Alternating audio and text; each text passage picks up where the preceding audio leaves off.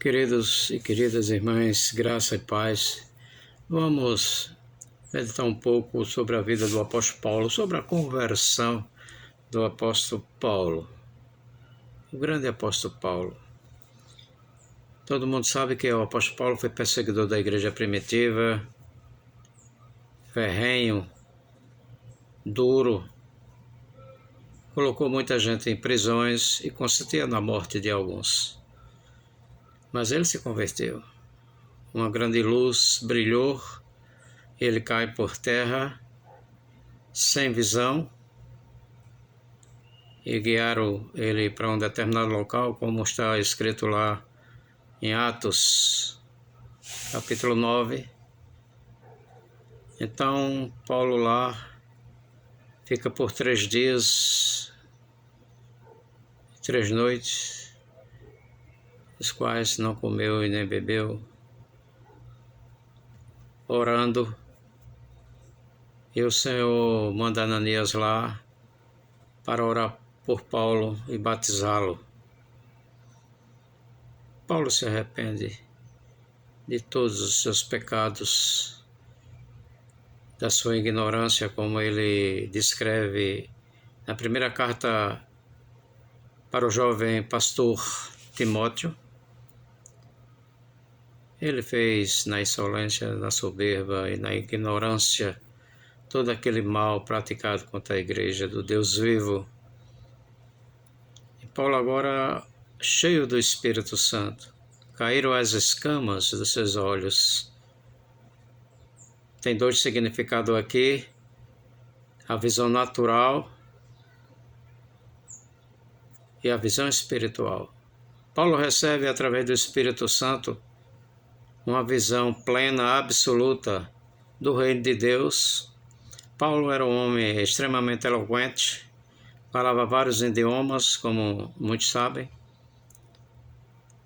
Paulo era um filósofo.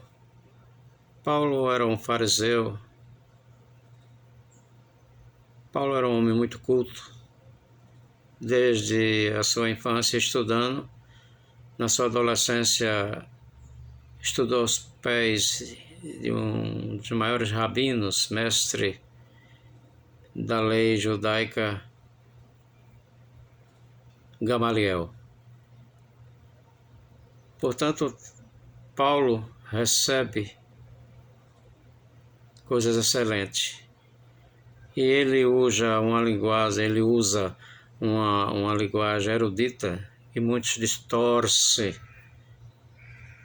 porque não se ajoelham, porque não pedem ao Espírito Santo para serem ensinados, e muitos querem ser ensinados apenas por teólogos dos tempos modernos.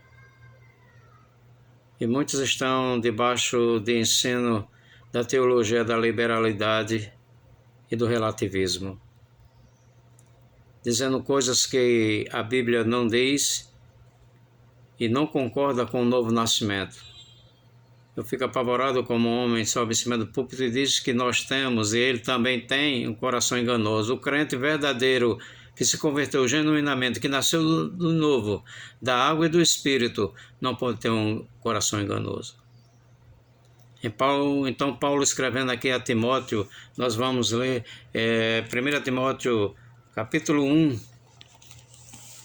Veja com atenção o que é que Paulo fala, o que é que Paulo diz para o jovem Timóteo. Capítulo 1, versículo 5. Ora, o intuito da presente admoestação visa ao amor que procede do coração puro, não coração enganoso, coração puro. Jesus disse: bem-aventurados os puros de coração, porque verão a Deus. Jesus estava citando o Salmo 24. Eu bato muito nessa tecla porque eu cansei de ouvir pessoas acima de púlpito dizer que nós temos um coração enganoso. Quem tem um coração enganoso são os corruptos. Eu não posso ser mais um corrupto, porque se eu for um corrupto e se eu tiver o coração enganoso, eu não posso participar da Santa Ceia, e nem posso estar pregando a palavra de Deus, e nem posso ter o temor de Deus, porque para mim tudo vai ser um engano, uma mera fantasia pregada, escrita. Quem tem um coração enganoso pensa dessa forma. Então Paulo fala aqui, vou repetir de novo: ora, o intuito da presente admoestação visa o amor que procede do coração puro. O amor que procede do coração puro. Se alguém tem um coração enganoso, ele não tem um coração puro, ele não ama. O verdadeiro amor ágapa, o amor de Deus, o amor desinteressado, essa pessoa não pode ter. E de consciência boa e de fé sem hipocrisia. Oh, minha gente, como tem gente hipócrita que não vive o que fala nem o que prega em cima de púlpito. Só Deus, só a graça de Jesus para suportarmos tal afronta para com o rebanho de Deus. O que é que acontece com essas pessoas aqui no versículo 6, Timóteo 1? Desviando-se algumas pessoas destas coisas, perderam-se em loquacidade frívola, pretendendo passar por mestre da lei, não compreendendo todavia nem o que dizem, nem os assuntos sobre os quais fazem ousadas asseverações.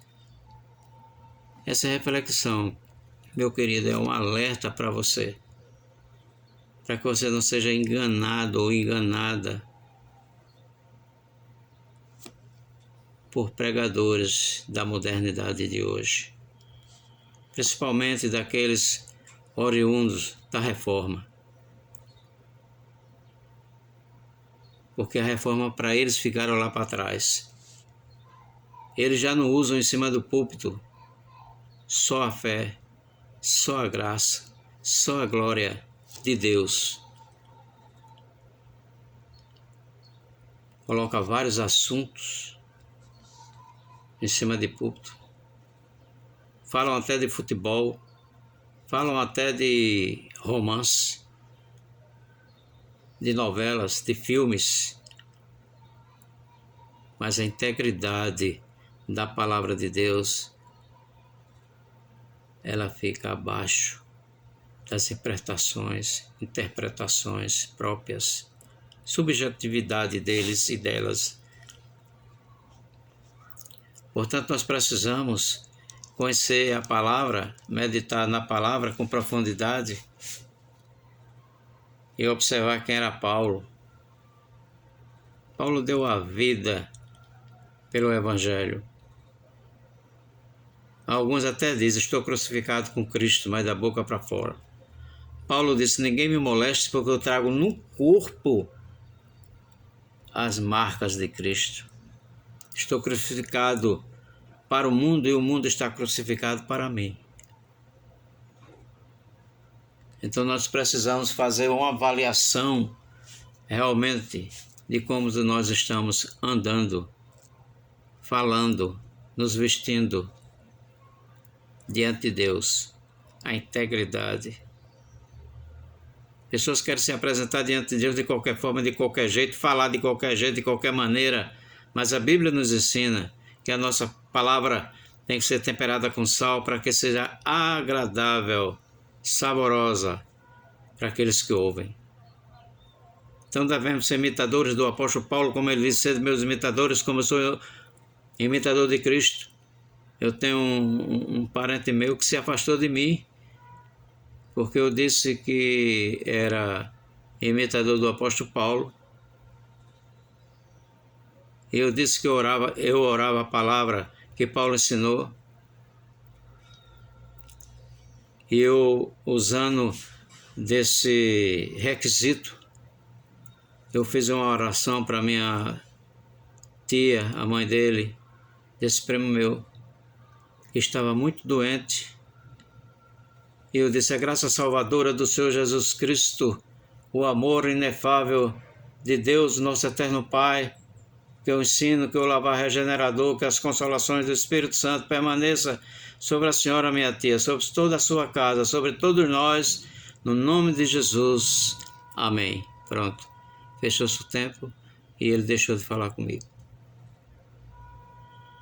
Ele é de uma igreja reformada. Que lamentável. Eu obedecendo ao apóstolo Paulo, imitando o apóstolo Paulo, e hoje são milhares de pessoas que pensam que eu ou você não pode fazer todo tipo de oração.